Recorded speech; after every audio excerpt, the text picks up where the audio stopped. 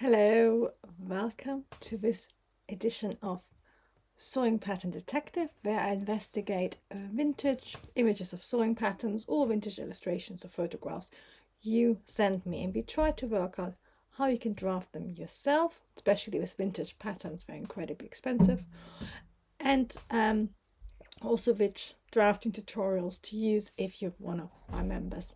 Today I've got a very beautiful 1949 Vogue pattern, which Katja sent me, and I can see Katja in the chat. Hello, and of course you can write in German. I'm going to talk English so everybody can understand.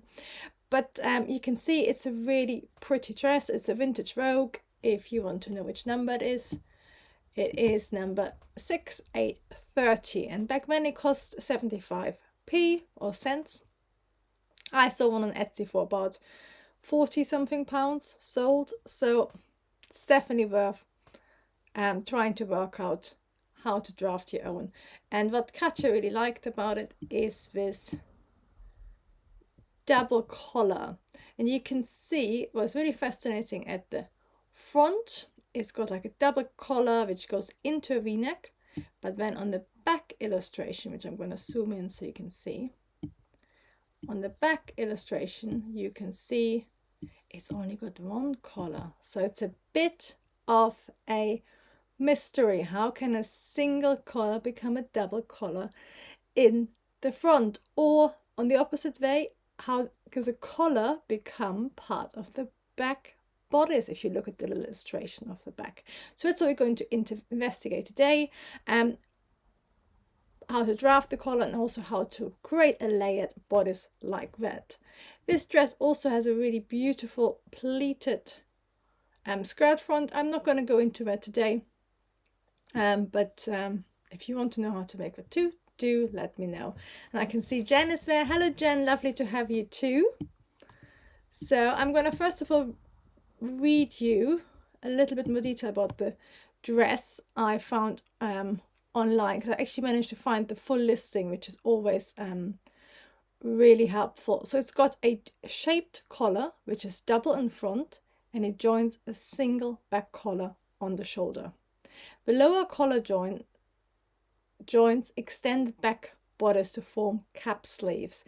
So it's a hybrid between a collar and a cap sleeve and a grown on bodice. So it's basically all we love, and it can be made in lots of different fabrics. So the original fabric recommendations is anything from silk,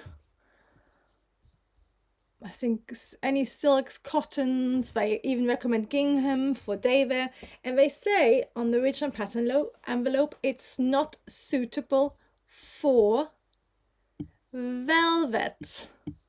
And I'm actually going to put that in the chat to you. Can you take a guess why you think it's not suitable for velvet? It's the same reason velvet doesn't work for wrap skirts, really. And also the reason velvet is a real pain to wear if you have a unlined wool collar. So you've got a double cloth wool coat. You can't really wear velvet or corduroy. So you can let me know in the chat. And hello hello Alina, and Jen is saying it's gorgeous. Yes, I agree. I think it's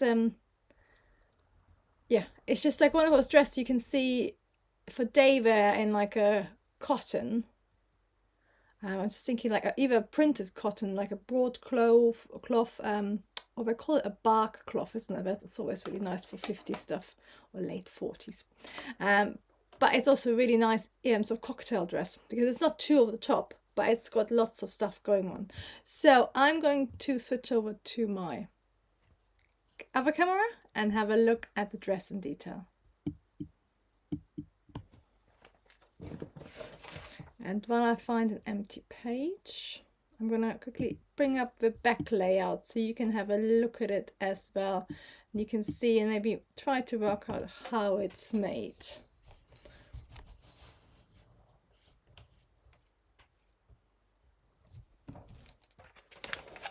And whenever you're looking at old sewing patterns, if you can find a back layout like the back of the pattern envelope, where it gives you the full layout. That is really helpful.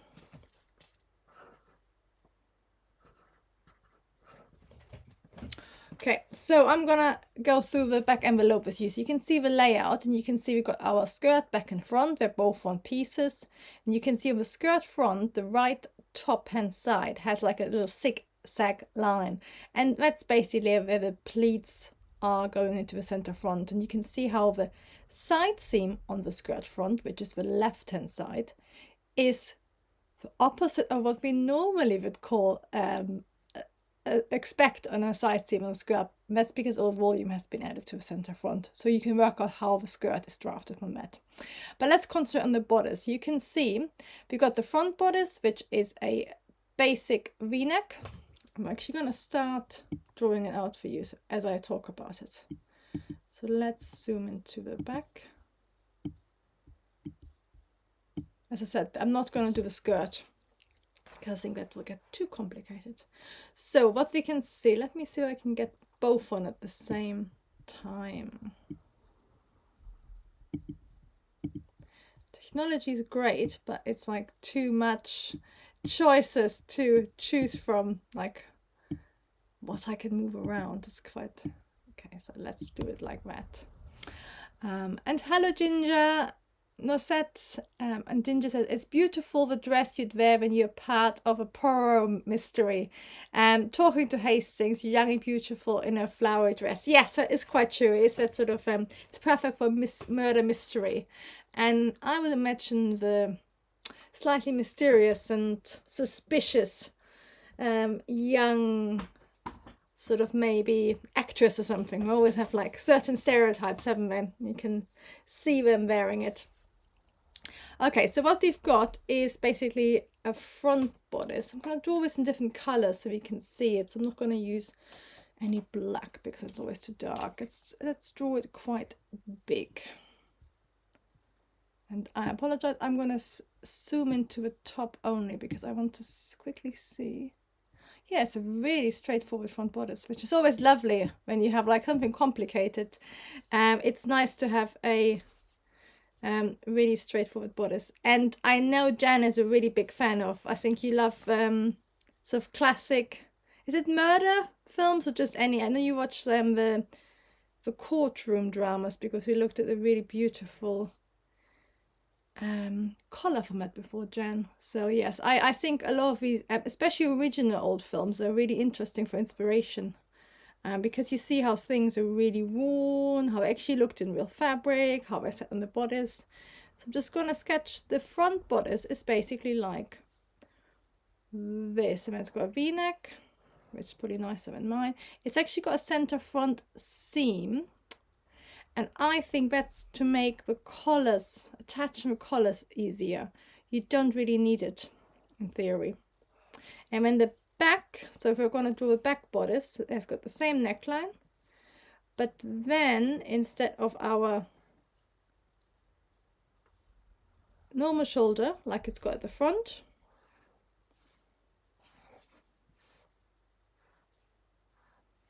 it's got, so that's the front and this is the back.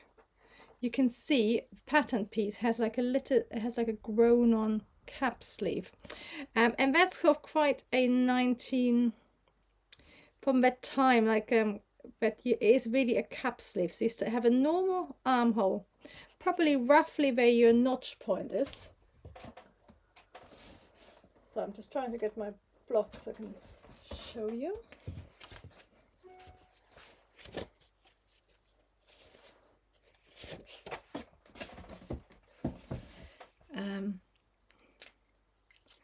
Yes, whenever you are having a cap sleeve like that, it's important you stay above your balance mark, which is normally a notch, because below that it goes underneath your arm. So your cap sort of wants to stay above that.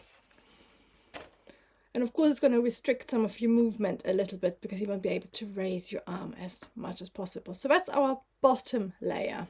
And then if you look on the layout plan, I'm going to get rid of it in a second, but if you look at the layout plan, you can see we've got two front collars, which has got a lower collar and a collar front, and then we've also got a back collar piece, which is pretty on the fold. And but that gives an indication of that, first of all, it is a separate collar. This is not, it looks like a shawl collar, but it's actually a sailor collar construction. So if you are going to draft it for yourself, you would do basic bodice at the front with your dart position wherever you want it. You would do your grown-on sleeve at the back. So you could use your for the cap sleeve, you would use a grown-on sleeve tutorial, or you would use a dropped shoulder tutorial. Both of them work well. You just wouldn't add a sleeve to the dropped shoulder. And then what we have is a sailor collar. So there is a separate collar. You can either use a sailor collar tutorial, or you can use a Peter Pan collar. And with those 3 tutorials, we can actually draft the whole thing. Of course, normally with a sailor collar, we have a collar which goes all the way from the front to the back.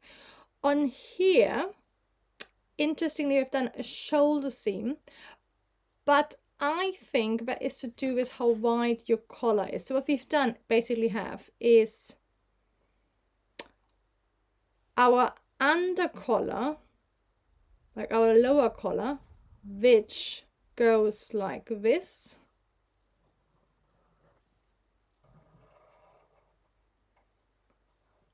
So that is the collar where we can only see the top, and that collar attaches to the whole back like this. So what you basically do, this is literally just a pattern piece. You can draw it out on your bodice and then trace it around separately, and then you stitch that to your shoulder together with your front shoulder, and that gets sandwiched in with your back shoulder. So that is for your shoulder construction. However, that's not the first because of course we also have our top sleeve collar. Sorry, I need some coffee. And this is where with stuff like that, the drafting is actually straightforward.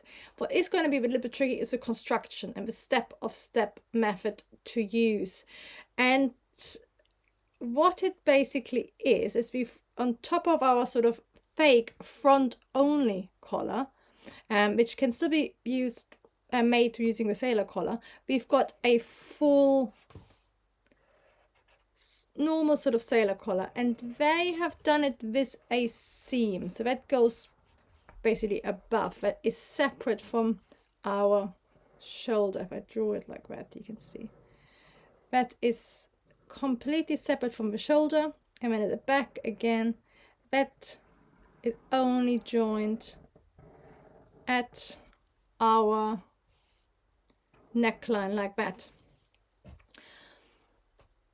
So that's how you would draft it. You would on the front, you would literally on your bodice block, you would draw out. Sorry, I start again. First you do your back and front. And once you know how big your cap sleeve is, and check, you can move your arms. So I will actually make a quick trial and see whether you can sort of, the line is roughly with the right one. But once you done your back and front outline, that's on your pattern on the paper, you literally just draw on that first red collar, the under collar, which joins the cap sleeve. So it's got the same length on the shoulder as your back shoulder line with the cap sleeve. You draw it on, you trace it through, and it's literally just a front piece. And then on top of it, you also draw in a normal sailor collar construction. So you lay your front and back together, and you trace out your you draw out your sailor collar. They have added a shoulder seam on the sailor collar, and I think that's because it's a really wide collar, and it's to basically give it a little bit more shaping. If you look at the red one, the flowery one, you can see in the shoulder area, it is a very big sailor collar. It sort of extends past our shoulder, and I think that's why we added a seam. if you make it a little bit shorter, then you don't really need to do that. You can just have a normal sailor collar, because a seam just adds, you know, extra bulk. So you can get away without having a shoulder seam if you make it smaller. I think it must just be that it extends past the point where you can get away without a shoulder seam on the original one, so I split it in half. But that is the drafting, so it's quite straightforward. It's just tracing and drawing out your design on the front and back bodice, and then just tracing it through, so you end up with your different pattern pieces. But the more difficult thing is the construction with stuff like that. Well, it's not difficult, but it's slightly different from normal. So I'm just going through it in my head. So I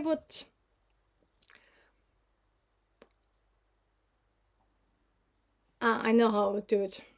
Yes, so I would, on my front bodice, I would fix my under collar, my lower collar, onto the shoulder seam and then onto the V-neck as well. So you flat stitch, you flat mount it. So it's literally 2 layers, right side on the top stitched together. So you have these seam allowances extended, so it's not constructed like a normal collar. So you treat the lower collar and your front as one, and once you've done that, you construct your bodice.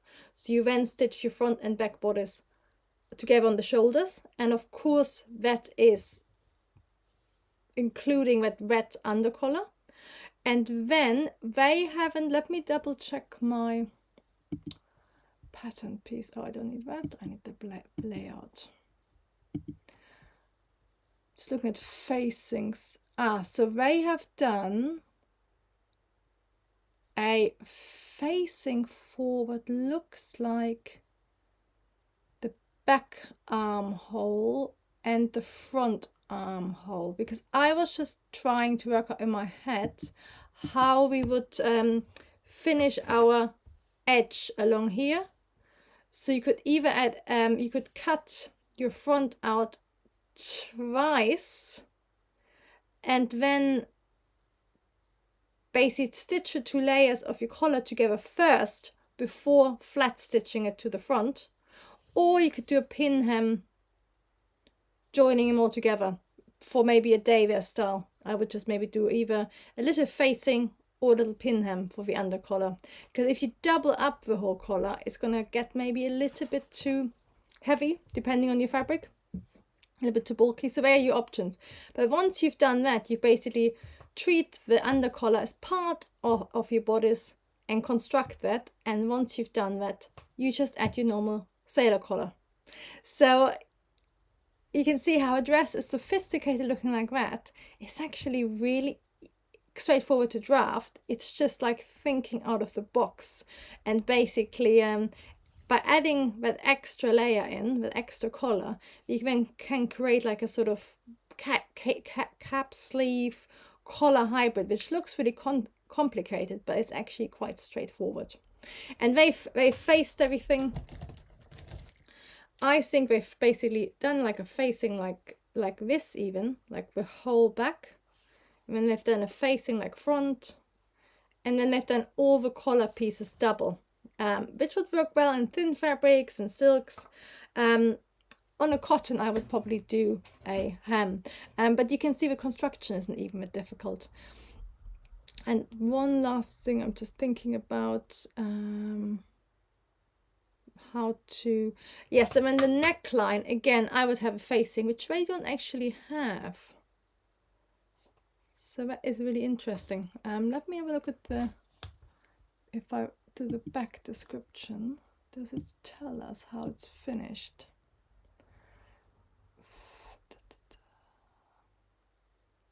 No, it doesn't. That's what I always find it quite interesting with how a lot of pattern envelopes leave out things like that, like and they leave out the pattern pieces. So because you can do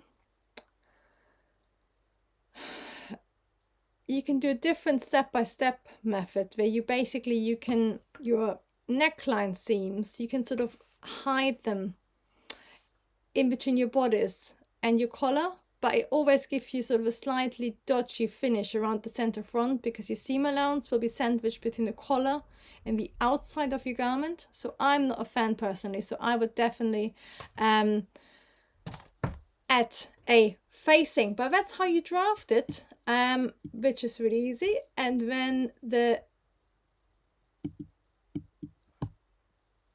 construction is just like, it's basically not how we normally construct a garment like that. So it's always about getting your mind around not going into autopilot, and I would actually lay it all out and pin it out and say, oh yeah, it has to be layered like that, so it goes together like that. And then of course, as you put it together, in a way, like working out what can, do you need a facing, how does it work, how you can get around it. Sometimes the vintage methods, they use sort of methods we now would think is maybe not 100% appropriate, but you can do it if you do it well. So having the seam allowance on your neckline sandwiched between your collar and your bodice can work, but then you just have to really nice finish on your center front. So it depends on the fabric as well and how you can hide it. But you can see this is something you could draft up quite quickly. If you've done a sailor collar before, it's really easy. And then if you go for the sort of summer dress version where you have like single layers, little facings, then it's quite tricky and quite quick to construct as well. If you double over collar pieces up, it will actually give you a really beautiful finish. It just means cutting out a little bit better, a bit more, and an extra step, but it'd probably be even easier to stitch because you won't have to do any pin hems. That's always quite nice about having double layered collars, but you don't have any beautiful stitching around the corners, and that will work beautiful for silks because then an extra layer won't matter as such. And I imagine the original, quite often they aren't lined and you have a separate slip, but of course you could also line it as such, and it will of course have a side seam, so you have to make sure your v-neck is big enough to actually get your head in. And I'm just sort of going back to image. Yeah, it's so slightly away from your crew neck point like this, isn't it? So that'd be big enough to get your head in, or of course you could do a button front or something like that. So there's lots of options, but I love designs like that where it looks, like, oh, it looks so complicated. But because that's always quite nice. If you look at a lot of these mid-centuries vintage sewing patterns, they are actually, most of the time, they might be a little bit more complicated, but they're quite practical to work out. So it won't be like a Comme des Garçons, whereas if you're drape or Issey Miyake, where you literally have to do something very odd to the fabric. This will be straightforward pattern making, and it will be appropriate for people to make themselves, and they will work well and hang nicely. So this is basically a basic dress construction that fit you well, and then you just add the detail to make it special. So I really like this about this. So I hope it all makes sense. It's sometimes a little bit tricky to get your head around with the construction. And on the membership there's actually a layered cape sleeve, which is from the 1930s, and that has the same principle. So, and there I go through it step by step how it all gets stitched together. So I did both the drafting tutorial and the order of construction for it, and I just realized it's very similar to that, because basically part of the collar sleeve grows out of the back bodice again. So there's lots of options you can do with it, but it always looks really glamorous, but it's really wearable at the same time. So it's a great style. And oh, hello Laura, I hope you enjoyed when you get to watch it. And Jen says it's amazed at how you work without. Yeah, thank you, Jen. It's about not getting, because they look so beautiful and sophisticated. So, and you know what gave me when I first saw it, because Katja sent it and said I wasn't sure. When I just saw the front, you think it's really complicated. But when you see the back, you can sort of start working out what might have happened. And that's why it's always worth getting as many images as you can. And sometimes, if you watched my tutorials for a while, you might have noticed that I get things wrong. And that's just when often I only have one image, and if I haven't had time to research it, or you can't find information online, you can literally get things really wrong, because from one image sometimes it's very hard to work out. Maybe not wrong, but alternative. So you can interpret it different ways, but of course more information lets you interpret it better. And then of course in the end you can decide how you want to make it work for you, you know, because you say, oh yeah, this might be the correct thing or how it was done, but that won't work for me, so I will do it my way and it will work out as well. So that's how you draft a very sophisticated looking vintage Vogue pattern from 1949 using basically just a little grown on sleeve and a sailor collar. Who would have thought? And that's of course the beauty of pattern cutting. You can make anything just by knowing the drafting principles behind it and playing around a bit. So this is it from me for this week's edition of the Sewing Pattern Detective. Next week I'm taking a week off because it's Easter. I might try to upload a little pre-recorded tutorial, but I will be back the week after. So if there's anything you want me to look at, do send me an image. I might put out a post next week again, and both membership, Instagram and YouTube, and just, you know, send me a message on Instagram, put it on the membership if you're on it, or put something in the comments below and I will look at it for next time. Oh, so now Katja, we got a German message, so I'm going to read it myself. Oh, and Katja is saying, would it be possible to cut the lower collar and the bodice as one piece? Because I said the top collar, the sailor collar, you could cut in theory as one piece without a seam at the shoulder. I think that's what you mean, Katja, isn't it? So where we could cut that lower collar and our back bodice as one piece without a shoulder seam. Is that what you mean? I'm going to wait a second to see what she answers.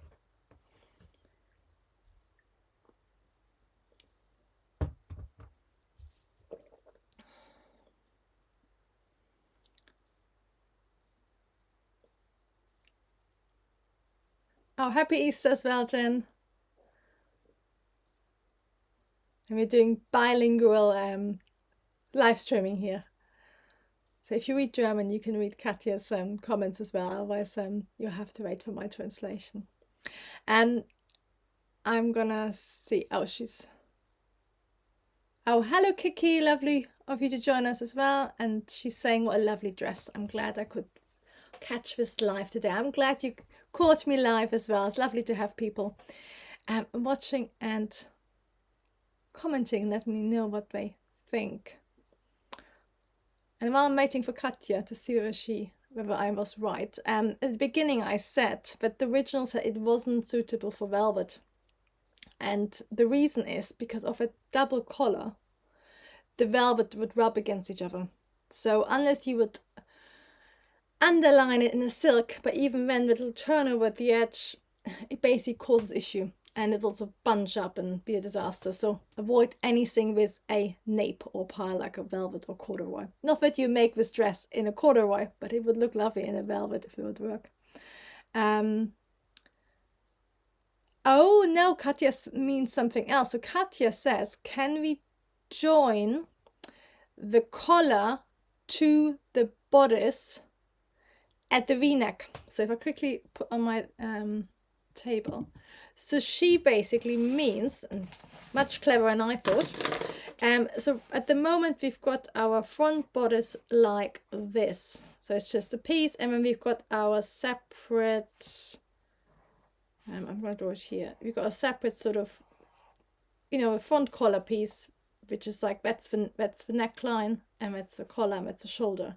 So she's saying, could we mirror that onto the front piece so it looks, sorry, this is now really judging my drawing, so it looks like that. So you basically treat it like a shawl collar, like a grown-on collar, and then we just fold it and pull it back onto a shoulder seam. And Katja, I love the idea, but the issue is then how would you fix your top collar to that v-neck? because in that v-neck line you have to also fix the top collar, so that wouldn't really work.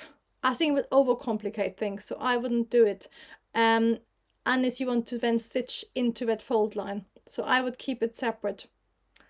And you can in theory do something clever like that where you have a fold line, but because we have to stitch in at least one layer, it doesn't work.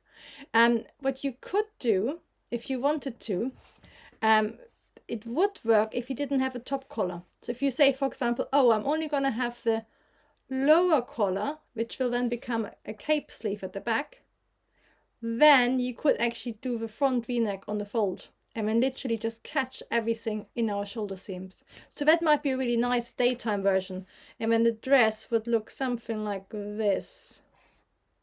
So actually that'd be a really nice, sorry, we're doing a really bad sketch now.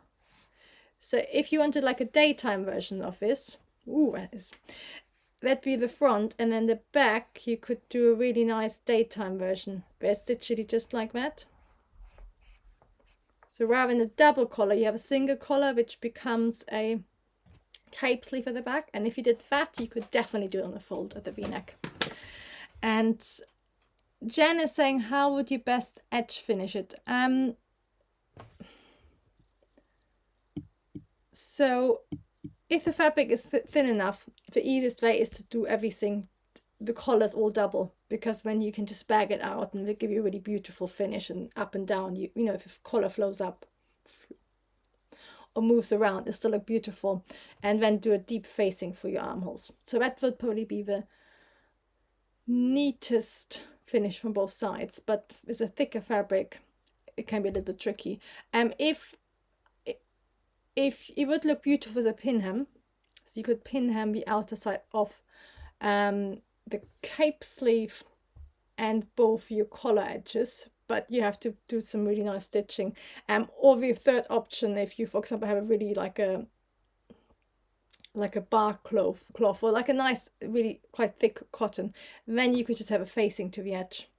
Or binding as well. So if you think about how sailor collars are sometimes finished, they have like a binding underneath. So if you did a daytime version, you could do binding on the underside or a shaped quite thin facing, which then gets top stitched, so you got some top stitching. If you want a really neat finish without any visible top stitching, I would bag everything out and do double layers and just make the underside of each collar a tiny bit smaller again, so you get a really nice neat edge. And Jen is saying, my aunt Gerda, which is quite a German name, was German. I wish I had learned and spent less time eating all the lovely German desserts she used to give me, or both maybe. Yeah, my husband's grandmother's Austrian and he didn't really speak much German. I think it's always quite hard, especially live in England and everybody speaks English. But yes, I say yes to both German desserts and speaking as well. And Katja is just saying, I thought you could avoid some of the layers. Yeah, I think it's like always, if you didn't have a seam there, it would eradicate bulk, so it would definitely make sense. But it's just this sort of clever layering, you do end up having quite a lot of bulk. So it's then about reconsidering, if you bag it out, you might bag it out and have the underside in the lining rather than self fabric. So again, or like a really thin cotton. And quite often with vintage styles you do see it where they might not have a silk lining for the under collar, but instead of self fabric for the under collar part, the invisible part, you add like a really thin cotton, like a cotton poplin, or even like a cotton lawn, and you color match it. And that's what is quite often done. And if you color match it, you either use, if it's like a navy, use a navy. If you have a print, you either use the darkest color of a print, because that won't stand out, or if you have a white print, of course, you might have to do a white, like a white base with a print, might have to do a white facing so it doesn't distort the color of the top. But yeah, that's always the sort of, it gets a little bit complicated. Construction really. Drafting is straightforward, but then thinking about bulk and stuff, that's just why I would have not had a seam maybe on the top shawl collar, even if a top sailor collar, if you can avoid it, because again, that's extra bulk on the shoulder and like extra layers rather than just having a really smooth finished edge. So I will probably make my top collar maybe short enough that you don't need a seam. Or of course you have a tiny dart, of course, for that top collar as well, just up here maybe, or at the edge. So you could do something like that to avoid bulk. But yeah, that's going to be the biggest issue. How to construct it without too many layers and like a really nice finish. But apart from that, it should be quite straightforward to make, hopefully. And if any of you make it, or Katja, if you make it, I would love to see, just, you know, send me a message on Instagram, or you can email me and share it, because stuff like that is always beautiful to see. And you're all much faster with anything making. I always like have plans and they don't happen. So that's it for me for today. Enjoy the rest of your Thursday and happy Easter, and I see you in 2 weeks. Bye bye everybody.